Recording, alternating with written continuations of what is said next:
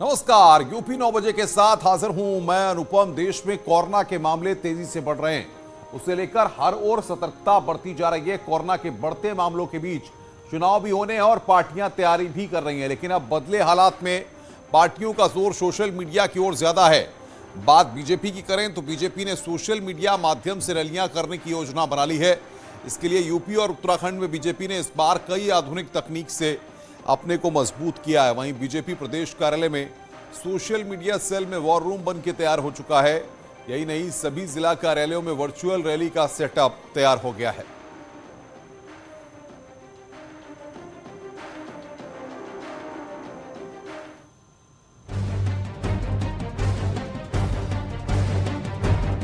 पिछले 2 साल में कोविड संक्रमण के चलते राजनीतिक पार्टियां सोशल मीडिया पर सक्रिय हुई हैं। कोविड के बढ़ते संक्रमण के मद्देनजर ये आशंका जताई जा रही है कि चुनाव आयोग बड़ी रैलियों पर रोक लगा सकता है। ऐसे में डिजिटल प्लेटफॉर्म ही एकमात्र रास्ता हो सकता है जिसके सहारे पार्टियां अपनी बात जनता तक पहुंचा सकती हैं। बीजेपी का कहना है कि उनके पास कोविड फर्स्ट और सेकेंड वेव का अनुभव है। दूसरी ओर कांग्रेस का कहना है कि यदि ऐसी कोई पाबंदियां चुनाव आयोग लगाता है तो पार्टी उसे फॉलो करेगी, लेकिन बीजेपी के लिए कुछ, कांग्रेस के लिए कुछ और नियम नहीं होने चाहिए। डिजिटल प्लेटफॉर्म का हमारा पूरा मैकेनिज्म तैयार है। जैसे कोविड फर्स्ट और 2 में हमने काम किया है, किस तरीके से हमने पूरा एक रैलियां करी थी 70 विधानसभाओं की, वो सारी वर्चुअल थी और बहुत सक्सेस हुई। बहुत लोगों के लिए नया चीज़ था कि घर में बैठे हम इतना अच्छा से लोगों के साथ, मतलब अपने केंद्रीय नेताओं के साथ, अपने स्टेट लीडर के साथ बूथ का कार्यकर्ता जोड़ा या अन्य लोगों को हम बूथ का कार्यकर्ता भी जोड़ेगा। तो एक बहुत अच्छा सिस्टम है हमारे पास, हमें इसमें कोई दिक्कत नहीं है। और ऐसा कुछ होता है तो भारतीय जनता पार्टी जो गाइडलाइन मिलेगी, और हम लोग हमेशा कोरोना में इस माहौल में पार्टी लोगों की सेवा की है, और हम उसको बचाने के लिए भी अगर हमें कुछ ऐसा करना होगा तो हम बिल्कुल तैयार हैं।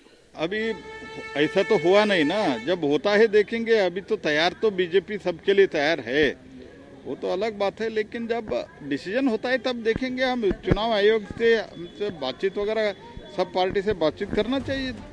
एक नजर बीजेपी और कांग्रेस की सोशल प्लेटफॉर्म पर मौजूदगी पर डालें तो उत्तराखंड कांग्रेस के फेसबुक पर जहां करीब 98,000 फॉलोवर हैं, वहीं बीजेपी के 2,61,000 के करीब फॉलोवर हैं। कांग्रेस के ऑफिशियल ट्विटर हैंडल के 66,800 फॉलोवर हैं, जबकि बीजेपी के 1,17,000 फॉलोवर हैं। वहीं इंस्टाग्राम पर बीजेपी के जहां 14,000 से अधिक फॉलोवर हैं, वहीं कांग्रेस के मात्र 9,000 के आसपास। हम कर लेंगे। फिर हम जो है, हम तो फुट सोल्जर हैं। हम देखे तो हमारा हुनर भी देखे। हम यदि प्रतिबंध हो तो फिर सबके लिए हो। ऐसा नहीं है कि भाजपा को छूट और उनको छूट नहीं। जो राज्य हित में, जनता के हित में निर्णय होगा, हम उसका पालन करें। सोशल प्लेटफॉर्म के आंकड़ों पर यकीन करें तो साइबर संसार में बीजेपी कांग्रेस पर 20 साबित होती नजर आ रही है। और अगर रैलियों पर प्रतिबंध लगा तो उत्तराखंड के इतिहास में भी ये पहला चुनाव होगा जो ग्राउंड के बजाय डिजिटल मंच पर लड़ा जा रहा होगा। देहरादून से दीपांकर भट्ट के साथ सुनील नवप्रभात की रिपोर्ट। और बातचीत करने के लिए लखनऊ से संकेत मिश्रा हमारे संवाददाता हमारे साथ जुड़ रहे हैं। संकेत, क्या माना जाए 2022 के दंगल में अभी तक जिस तरीके से चुनाव प्रचार चल रहा था, अगर आयोग की शक्ति होती है तो डिजिटली सारी चीजें हो सकती हैं, और इसके लिए राजनीतिक दलों ने कितनी तैयारी करके रखी है? देखिए, जो कोरोना के हालात हैं उसको देखते हुए उत्तर प्रदेश की अगर हम बात करें तो यहाँ पर कांग्रेस ने रैलियों को पूरी तरीके से रोक दिया। वहीं समाजवादी पार्टी का जो विजय रथ यात्रा थी उस पर भी सपा ने रोक लगा दी है कि वो अपनी विजय रथ यात्रा नहीं निकालेगी फिलहाल। तो ऐसे में भारतीय जनता पार्टी भी पीछे नहीं है। बीजेपी भी इस बात को भली भांति समझ रही है कि कोरोना के केसेस बढ़ रहे हैं। दूसरे राजनीतिक दल अपने बड़े कार्यक्रमों को रद्द कर रहे हैं। 9 जनवरी को प्रधानमंत्री नरेंद्र मोदी की लखनऊ में एक महारैली होनी थी, उस पर भी संशय बना हुआ है। हालांकि सूत्र ये बता रहे हैं कि वो रैली रद्द ही की जाएगी। तो ऐसे में एक बात साफ है कि राजनीतिक पार्टियों के सामने आगामी विधानसभा चुनावों में एक ही प्लेटफॉर्म बचता है, वो है डिजिटल प्लेटफॉर्म। तो ऐसे में बीजेपी उत्तर प्रदेश में पूरी तैयारियां कर चुकी है। बीजेपी इस बात को पहले से ही समझ रही थी कि ऐसी मुश्किलें सामने आ सकती हैं। जो पिछले दिनों के जो हालात थे, जिस तरह से कोरोना के केसेस बढ़ना शुरू हुए, तो भारतीय जनता पार्टी ने अपने आईटी सेल को मजबूत किया। और बीजेपी आईटी सेल का दावा है कि 3 लाख से ज्यादा उत्तर प्रदेश में प्रशिक्षित कार्यकर्ता तैनात कर दिए गए हैं। जो कि डिजिटल रैली के लिए जिनको प्रशिक्षण दिया गया है। और यही नहीं, तमाम नई तकनीकें उत्तर प्रदेश का आईटी सेल, बीजेपी का आईटी सेल लेके आया है। उसमें उनका जो कि दावा है कि एक पोडियम पर वो दूसरे प्रदेशों में बैठे तमाम दिग्गज नेताओं को एक साथ एक मंच पर दिखाएंगे। तमाम ऐसी तकनीकें हैं। इसका बीजेपी की ये कोशिश है कि वो भी आगे रहे। डिजिटल बिल्कुल बिल्कुल संकेत, बहुत बहुत शुक्रिया आपका हमारे साथ जुड़ने के लिए और बातचीत करने के लिए। संकेत हमारे संवाददाता जुड़े हुए थे। आज मुख्यमंत्री योगी आदित्यनाथ कई कार्यक्रमों में हिस्सा लेंगे। मुख्यमंत्री योगी आदित्यनाथ से जुड़े कार्यक्रमों पर अगर एक नजर डालें तो लखनऊ में नायब तहसीलदारों को नियुक्ति पत्र देंगे। लखनऊ में ही लोक सेवा आयोग से चयनित प्रवक्ताओं को नियुक्ति पत्र देंगे। सहायक अध्यापकों को भी नियुक्ति पत्र देंगे। इसके साथ ही 5,06,995 लोगों को 4,314 करोड़ का कर्ज दिलाएंगे। इसके साथ ही वाराणसी में कोविड महामारी की समीक्षा बैठक कर सकते हैं।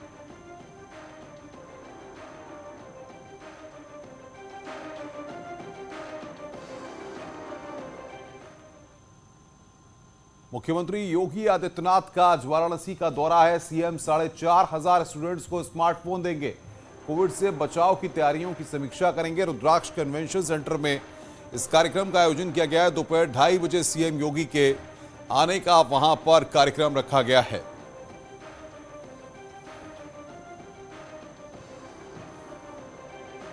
तो सीएम योगी का आज वाराणसी का दौरा है।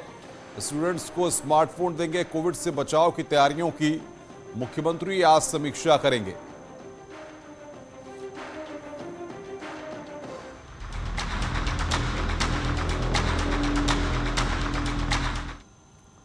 रेल और संचार मंत्री अश्विनी वैष्णव का आज राजधानी लखनऊ का दौरा है। रेल मंत्री गोमतीनगर रेलवे स्टेशन पर नवनिर्मित द्वितीय प्रवेश द्वार और नवनिर्मित कोचिंग कॉम्प्लेक्स का उद्घाटन करेंगे। इसके साथ ही कई नई ट्रेनों के संचालन का भी शुभारंभ करेंगे। कार्यक्रम में रक्षा मंत्री राजनाथ सिंह भी शामिल हो सकते हैं।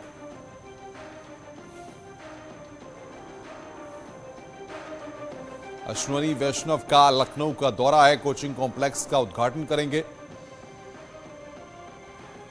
और मोहम्मद शबाब बातचीत करने के लिए हमारे साथ जुड़ रहे हैं ग्राउंड जीरो से। शबाब, कितने बजे ये कार्यक्रम रखा गया है? कौन कौन से लोग मौजूद रहेंगे और कोचिंग कॉम्प्लेक्स और तमाम चीजों की क्या खूबियां हैं, जरा बताइए।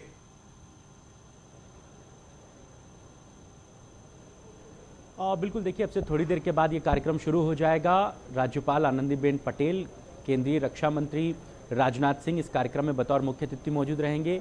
केंद्रीय रेल मंत्री भी इस कार्यक्रम में मौजूद रहेंगे। इसके अलावा तकरीबन 15 मंत्री हैं, 15 सांसद और विधायक हैं जो इस कार्यक्रम में मौजूद रहेंगे। अगर मैं नाम लूं तो उनमें दिनेश शर्मा, कौशल किशोर, अजय मिश्रा टेनी, आशुतोष टंडन, अशोक वाजपेयी, सुधांशु त्रिवेदी, संजय सेठ, सतीश चंद्र मिश्र, सत्यदेव पचौरी, देवेंद्र सिंह, चौधरी सुखराम और अशोक कुमार रावत, ये वो तमाम सांसद और विधायक हैं जो इस कार्यक्रम में मौजूद रहेंगे। और सीधे तौर पर 3 मुख्य कार्यक्रम आज होने हैं, जिनमें सबसे महत्वपूर्ण जो है वो 3 नई ट्रेनों का संचालन गोमतीनगर रेलवे स्टेशन से जो शुरू हो रहा है, जिसमें सबसे important Gomtinagar Kamakhya express train है, जिससे राजधानी लखनऊ ही नहीं बल्कि आसपास के लोगों को सीधे कामाख्या जाने के लिए जो है एक बड़ी सौगात मिलने जा रही है। इसके अलावा मैलानी बिछिया सवारी गाड़ी की आज से शुरुआत हो रही है। इसके साथ ही साथ कानपुर सेंट्रल और ब्रह्मावत मेमो ट्रेन भी आज से शुरू हो रही है। इन 3 नई ट्रेनों को हरी झंडी दिखाएंगे। इसके साथ ही साथ गोमतीनगर रेलवे स्टेशन के नवनिर्मित द्वितीय प्रवेश द्वार जो मेरे बाएं तरफ बन रहा था, वो एक बड़ी लागत से बना है, उसका आज का उद्घाटन है। और टर्मिनल की तमाम सुविधाएं बेहतर की गई हैं, उनका उद्घाटन है। और कोचिंग कॉम्प्लेक्स का उद्घाटन है। तो इस तरीके के 3-4 कार्यक्रम जो हैं वो अब से थोड़ी देर के बाद शुरू होंगे। प्रोटोकॉल हो चुका है। राज्यपाल को रिसीव करने जो तमाम आला अधिकारी हैं रेलवे के, वो वहां पर मौजूद हैं। उत्तर मध्य रेलवे का ये कार्यक्रम है और सीधे तौर पर सरकार इन कार्यक्रमों के जरिए जनता तक एक बड़ी सौगात पहुंचाना चाह रही है। शबाब, आप नजर बना के रखिए, आगे भी हम आपसे अपडेट लेते रहेंगे। मोहम्मद शबाब हमारे साथ ग्राउंड जीरो से जुड़े हुए थे, जो इस खबर पर हमें अपडेट दे रहे थे। सूरत से बड़ी खबर है, गैस रिसाव से 6 लोगों की मौत हो गई है। 22 लोग घुटन महसूस होने से बीमार हुए हैं। सिविल अस्पताल में उनका इलाज चल रहा है। जीआईडीसी में जहरीले गैस से भरे टैंकर से रिसाव। बिहार, उत्तर प्रदेश के रहने वाले लोग भी इसकी चपेट में आए हैं। खुले में फेंक रहे थे केमिकल। बीमार लोगों में 8 लोग वेंटिलेटर पर हैं। बड़ी खबर, सिविल अस्पताल में इनका इलाज चल रहा है। जीआईडीसी जहरीले गैस भरे टैंकर से यह रिसाव हो रहा है। कानपुर से बड़ी खबर इस वक्त है। पान मसाला से जुड़ी 3 कंपनियों पर आईटी रेड के मामले में करीब 16 घंटे तक आयकर विभाग की छापेमारी चली है। पैकिंग सप्लाई करने वाली 3 कंपनियों पर रेड पड़ी है। 2 करोड़ 7 लाख का माल सीज हुआ है। तीनों कंपनियों पर 54 लाख का जुर्माना लगाया गया है, टैक्स लगाया गया है। जीएसटी के रडार पर 12 से ज्यादा कारोबारी हैं। 3 कंपनियों पर 54 लाख का जुर्माना लगाया गया है।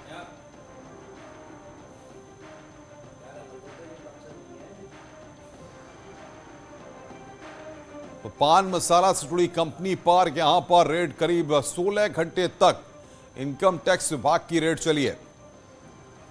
और बातचीत करने के लिए अमित गंजू हमारे साथ जुड़ रहे हैं। अमित, 16 घंटे की छापेमारी में क्या निकलकर अब तक सामने आया है और किस तरीके से कार्रवाई की गई है? देखिए अनुपम जी, मैं आपको बताना चाहूंगा कि जीएसटी की टीम ने इस साल का 2022 का सबसे बड़ा इसे छापा मान रहे हैं, क्योंकि जिस प्रकार से मसाला उद्योग पर सेंट्रल जीएसटी ने छापेमारी की, उसके बाद स्टेट जीएसटी ने भी ये देखा कि जो मसाला पैकर्स हैं उन्हीं के माध्यम से टैक्स की चोरी होती है, उन्हीं के माध्यम से रिबन बनते हैं, उन्हीं के माध्यम से बिल्स को एडजस्ट कराया जाता है। इसी कड़ी में कानपुर के 4 इन पैकर्स के यहाँ छापेमारी की गई, जिसमें 17 सदस्यीय टीम लगाई गई। Additional commissioner grade 2 Brajesh Mishra के नेतृत्व में टीम ने 17 घंटे तक छापेमारी की, जिसमें इन 3 फैक्ट्रीज के अंदर स्टॉक की बात की जाए तो 2 करोड़ 7 लाख रुपए का इनका स्टॉक में वेरिएशन मिला और उसे सीज कर दिया गया। इसके अलावा 54 लाख रुपए की पेनल्टी इन 3 फैक्ट्रीज पे लगाई गई है। सबसे बड़ी बात, जो अहम दस्तावेज इनके हाथ लगे, जो पेपर्स लगे, उसमें यह मालूम चल रहा है कि इन पैकर्स के माध्यम से कुछ ऐसी डमी कंपनीज हैं या डमी प्रोडक्ट वाले जिनके लिए लोग पैकिंग बनाते थे, वो अब जीएसटी के रडार पर है। अगर इनकी सूत्रों की माने तो आज से कल तक उनके खिलाफ भी छापेमारी कार्रवाई हो सकती है। हाँ अमित, लेकिन सबसे बड़ी बात यह है कि हम देख रहे हैं इससे पहले भी कई व्यापारियों के यहाँ, कई कारोबारियों के यहाँ छापे मार पड़े, उसके बाद उनमें जिस तरीके से एक्शन हुआ, लगातार यही कार्रवाई लगातार देखने को मिल रही है। देखिए बिल्कुल आपने सही कहा, क्योंकि कानपुर एक सबसे बड़ा हब माना जाता है। अगर हम पूरे ईस्टर्न इंडिया की बात करें या अगर हम बात करें उत्तर प्रदेश, बिहार, झारखंड, छत्तीसगढ़, मध्य प्रदेश, राजस्थान, सबसे बड़ा हब कानपुर का माना जाता है, जहां मसाला उद्योग से जुड़े लोग हैं, कत्था से, सुपारी से, परफ्यूम से जुड़े लोग हैं।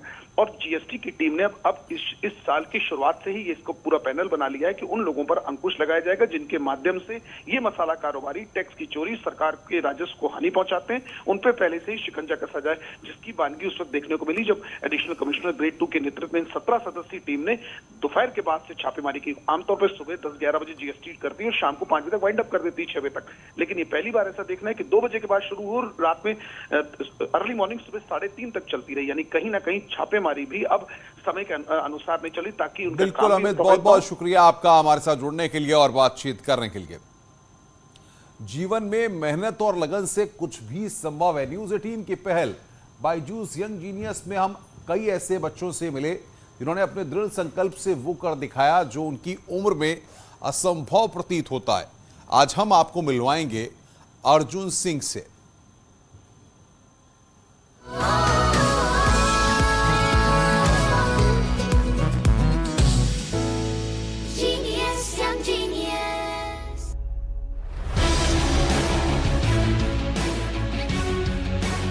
क्या कोई 13 साल का बच्चा घोड़ों को अपने इशारों पर नचा सकता है? जी हां, उस बच्चे का नाम है अर्जुन सिंह। अर्जुन को 4 साल की उम्र से ही हॉर्स राइडिंग में महारत हासिल है। अर्जुन का ताल्लुक सैन्य परिवार से है।